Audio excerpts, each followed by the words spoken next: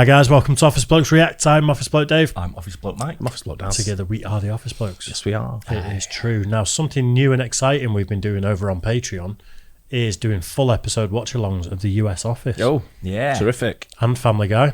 Family Guy every Saturday, 5 o'clock English time. Yep. American Office, US Office, Wednesdays at 5 o'clock. Yeah. We've done one so far, the pilot. Wow. It was pretty good. Yeah. Very good. It's I pretty think good. it's a very good show. A lot Yeah. of the feedback has been just keep with it because it comes into its own a bit more. yeah. A lot of people say that it improves Yeah. as it goes, so yeah, I'm Yeah, good with that. I thought that might be the case. 'cause Most it's shows so do. cl- Most shows do from the pilot Yeah, episode. because you get used Yeah. to the characters, don't Yeah, you? And that's a exactly. big part of it, so I you think just get used to it. because it's so closely based on the UK one, though. I think it'll be good to see the little Yeah. split off and it become its own thing. Yeah. That's what I'm excited I don't about. know how many shows have had that many sort of like series and then gone through and gone like, the pilot was really good, but after that it went shit. Just it went terrible. Yeah. But we did like 9 seasons anyway. Yeah. Yeah, fair point. So if that is your thing, click the link below or go to Patreon and what did he type in, Mike? Patreon.com and type in Office Blokes React. So do you have to put the there you go. www bit in first, Mike? HTTPS Oh, yes, colon colon // or is it backslash? I don't know. I'm sure that / on a URL. they're isn't a it? very intelligent bunch out there. I'm sure they can suss it out. I guess so. Yeah. I guess so. Not their first time on the internet. Nope. Right then, the top 10 US Office episodes. Ah. I know a lot of the Office stuff you said gets blocked on YouTube, so this is like a Watch Mojo, Mojo, talking yeah. about Yeah. it Yeah. Right, okay. sort of thing. But yeah, let's get into it. Top 10 The Office US episodes.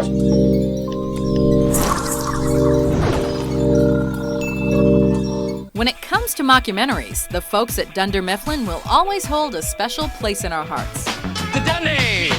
How can I explain it? A word you I created, a copy that you all made it. You ever have to work so hard and feel no one notices? You're just a name and number and no one even says hello. Welcome to WatchMojo.com, and today we're counting down our picks for the top 10 episodes of the US version of The Office.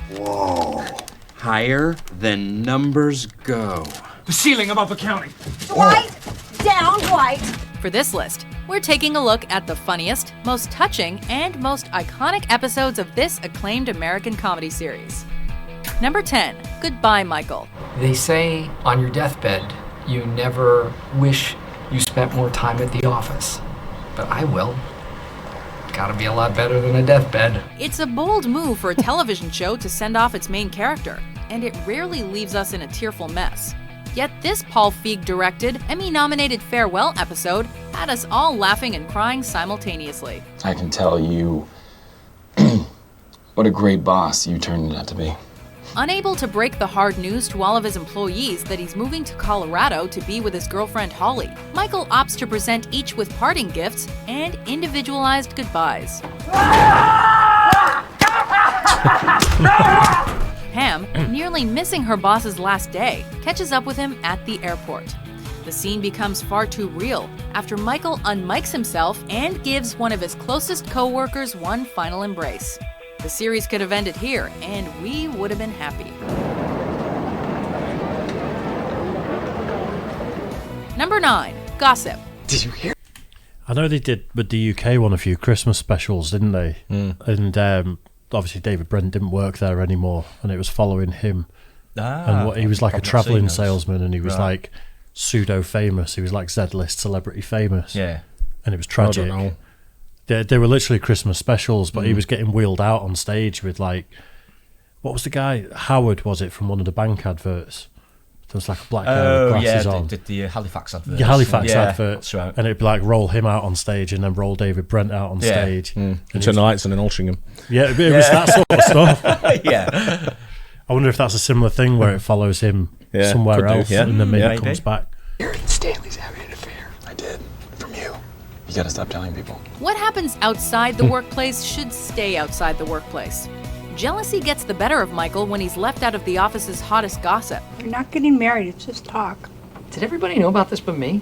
There's nothing to know, it's just gossip. To combat this, the Dunder Mifflin branch manager decides to spread a rumor he's heard from the summer interns about Stanley having an affair, but only because he doesn't believe it. Stanley is having a midlife crisis. Stanley is way past the middle of his life. especially considering his height to weight ratio. When he finds out it's true and Stanley is having an affair, things get even further out of hand as Michael spreads even more rumors about a bunch of his employees to cover his tracks. Kelly has an eating disorder? Yeah. She always eats my lunch. Anorexia. She's an anorexitic. We should do something. Nothing can be done. Just have to tell everybody and hope for the best, I guess. Awkward may not even be the word. On a lighter note, some big news comes out about Jim and Pam. How long have you known about the pregnancy? A week? A month? A year? Number 8, Threat Level Midnight. Ladies and gentlemen, Threat Level Midnight. As fans may know, selling paper wasn't always Michael Scott's first choice of occupation. After a season 2 episode reveals that Michael's got an unfinished screenplay. It is a screenplay starring himself.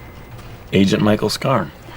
Of the FBI. We finally get some payoff for that setup in season 7 when Michael finally screens his first feature film to his co-workers, who also happen to take part in filming. It's the president. He needs you for a mission. Tell him I'm retired. It's Golden Face. Golden Face. This makes it personal. The production for Threat Level Midnight was depicted to be in development for over 10 years, which the show cleverly takes into consideration by including characters that were no longer present in the series. Hey! Ever banged an entire bachelorette party, baby? Why are you singling my line out? Like a million years later. While Michael's film may never win any awards, it'll sure be something the Dunder Mifflin crew won't soon forget. You jump to the right and you shake that hand, and you jump to the left and you shake that hand. Meet new friends, tie that yarn. That's how you do the scarn. Number 7, Booze Cruise. It's a booze cruise. I'm looking forward to seeing Hey, I know. Yeah, I know. Some of them look good, don't they? Yeah. Cruise. All right. Company outings can allow employees to form tighter bonds with their coworkers, but in some cases it can do the exact opposite. Michael saw a cruise as the perfect opportunity to host a leadership training exercise, which consequently caused him to butt heads with the actual captain of the boat. Woo! We're gonna get it going here in just a few And minutes. I'm your body captain too, and you are gonna put on your dancing shoes later on. Hey, Mike, so we are gonna. In the meantime, the Jim and Pam relationship comes to a head, with Jim eventually confessing his feelings for her to Michael. To tell you the truth, I used to have a big thing for Pam. So. Really? You're kidding me. In an uncharacteristically thoughtful moment, Michael relays his approval and some encouraging words. She's engaged. BFD. Engaged ain't married. Huh. Never, ever, ever give up. Well, at least he managed to motivate one of his employees. Don't worry, Michael. I'm taking us to shore. It's a fake wheel, dummy. Number 6, Dinner Party. Michael and Jan seem to be playing their own separate game, and it's called Let's See How Uncomfortable We Can Make Our Guests. Most Dunder Mifflin employees try to avoid spending time with their manager outside of work, and this cringeworthy event explains why. In Spain, they often don't even start eating until midnight. When in Rome. After some tireless scheming and arm twisting, Michael manages to get a few of his co-workers to a dinner party co-hosted by him and his girlfriend Jan. What a cute bench. Thanks, that's my bed. Jen has some space issues, so I curl up on that puppy. Really? Because seems pretty narrow and short. If it wasn't already clear that these two were a terrible match, this mess of a night makes their toxic relationship clear. Could you just simmer down? No, Seriously. I was making people laugh. No. Yes, I was watching Jim's face. I was watching Jim. And he was laughing. No. Look, he's smile. Look at him. He's laughing. Facades quickly slip away as the two engage in a shouting match that leaves their guests embarrassed and the cops at their front door. What seems to be the problem, officers? Not now, Dwight. We got a call about a disturbance. Nope, nothing disturbing here. Just a couple of friends having an awesome dinner party. Number 5, safety training. I saved a life. My own. Am I a hero?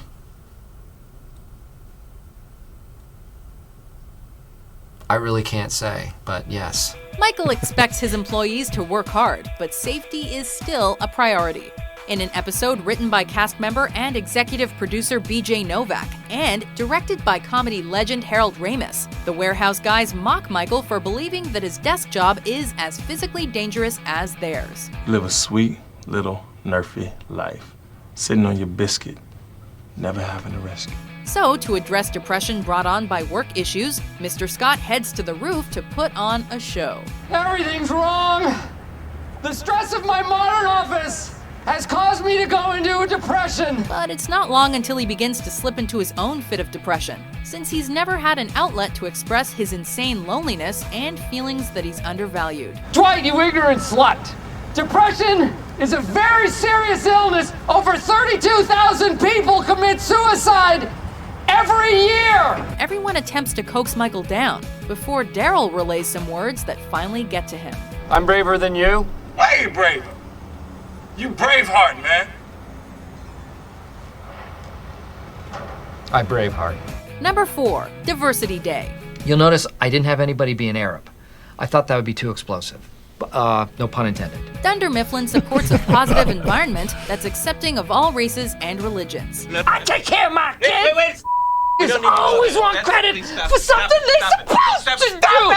After a Chris Rock imitation is regarded in poor taste, though, Michael fights political correctness in the office with an exercise that throws that all out the window. And I want you to treat other people like the race that is on their forehead, okay? No. In the first episode of the series to stray from its British counterpart, each Dunder Mifflin employee receives an index card with a specific race on it, with instructions to depict offensive stereotypes in an uncomfortable guessing game. Based on stereotypes that are totally untrue, that I do not agree with, you would maybe not be a very good driver. Oh man, am I a woman? Needless to say, the office isn't on board with the harebrained idea from the beginning, as it only makes things more tense. Try my googie. Try my googie. Try my googie. Try my... In the meantime, Jim loses an important sale, but things look up for him in the end. Not a bad day. Number 3, gay. I'm looking forward to that one. That looks like a funny episode. Yeah. A witch hunt. At least we put this matter to bed. That's what she said. Or he said. Speaking of sensitivity in the workplace, sexual orientation can also be a hot-button issue. That is the fun of this place. I call everybody faggy. Why would anyone find that offensive? Okay, I think Oscar would just like if he's lame or something like that. That's what faggy means. Upon finding out that Oscar is gay, Michael exemplifies his social illiteracy once again by broadcasting it to the entire office. Why don't you take this opportunity to officially come out to everybody here, however you want to do it. You want to do it? Stand up. In an attempt to reconcile things, Michael holds another awkward team meeting and persists in proving he isn't homophobic. He, of course, takes things too far by publicly kissing Oscar, a move that was improv'd by Carell, by the way. So, to thank him for not suing the company, Dunder Mifflin presents Oscar with 3 months paid leave and a company car. All I had to do was sign something saying I won't sue. Gil and I are going to Europe. Kids, sometimes it pays to be gay. Number 2, Casino Night. Okay, everybody, tonight's event is to benefit the Boy Scouts of America. Again, we do that every year. Well, they need our money. They don't have cookies like the Girl Scouts. Season finales usually serve to bring things to a close. However, this supersized finale, written by Steve Carell himself, is notable for establishing the show's most anticipated and beloved romance. That's Kevin. On the drums. What? On the drums. Oh On the drums. my God, that's Kevin. In an effort to raise money for charity, the office decides to host a casino night for all the employees and their plus ones, or in Michael's case, plus 2. Love triangle, drama. All worked out in the end, though. The hero got the girl. Who saw that coming? I did. At this event, Jim manages to finally catch a moment alone with his office crush. I'm in love with you. What? I'm really sorry if that's weird for you to hear, but I need you to hear it. Taking Michael's advice from the company cruise, he confesses his feelings and they share their first kiss before he departs to work at another branch. Listen, Jim. Before we unveil our number 1 pick, here are some honorable mentions. Michael.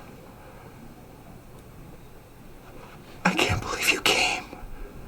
That's what she said. Here we go.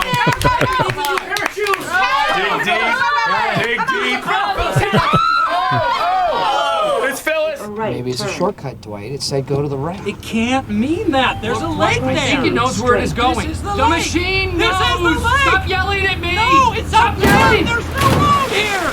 Today, I got up, I stepped onto the grill, and I clamped down on my foot. That's it. I don't see what's so hard to believe about that. Give me the jump.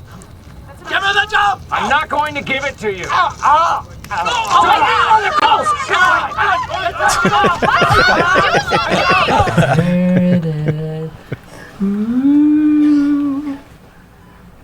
brought all your friends from the office, dear.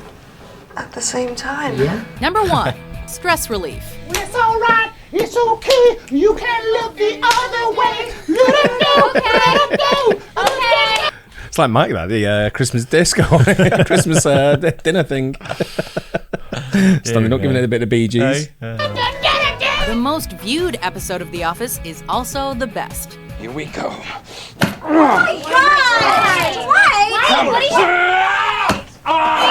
We search for the organs. Where's the heart? This 2-part episode, which aired after Super Bowl 43, proves that whenever pandemonium ensues in the workplace, you should always remain completely calm. Oh my God! Okay, it's happening. Everybody stay calm. What's the Everybody procedure, stay calm. everyone? What's the procedure? Stay calm! Stanley unfortunately forgets this cue when Dwight stages a mock emergency situation by starting a fire. Fire. Not real. This was merely a training exercise. So, what have we learned? Oh, come on. It's not real, Stanley. Don't have a heart attack. No. After Stanley's heart attack, Michael realizes he's become the source of his employees' work-related stress. To combat this, he hatches an idea. He'll host a roast of himself, begging his coworkers not to hold back. They do their best to humiliate their boss until the insults begin to cut too deep. You pathetic, short little man. You don't have any friends or any family or any land. In the end, though, everyone's able to have a good laugh. Stanley, you crush your wife during sex and your heart sucks. Boom, roasted. Oscar, you are... Oscar, you're gay. Wow. Do you agree with our list? What Office episode did you like best? You do realize that we can't serve liquor at the party. Yeah, I know. Damn it. Stupid corporate wet blankets. Like booze ever killed anybody. For more top 10s published every day, be sure to subscribe to WatchMojo.com. That was good. Yeah, I'm looking forward to watching some more. good ones to come there, haven't we? Definitely. Yeah. Yeah. Really There's loads good. of shows that you think about and think, oh, I'll watch them, and all of a sudden they get too deep in so many seasons. Yeah. And you think, nah, leave it. Yeah, I know what you mean. I was just guilty of prejudging it because I liked the UK one so much when it was out. Yeah. I was like, I don't need a US one. Yeah. But now I'm kind of at that point where we've had that little pilot episode and it was pretty good. Yep. But looking at that, some of that looks really funny. Yeah, I agree. Nice. Yeah, hope you guys enjoyed that. Don't forget to like and subscribe. We'll catch you on the next one. Cheers, guys. Cheers.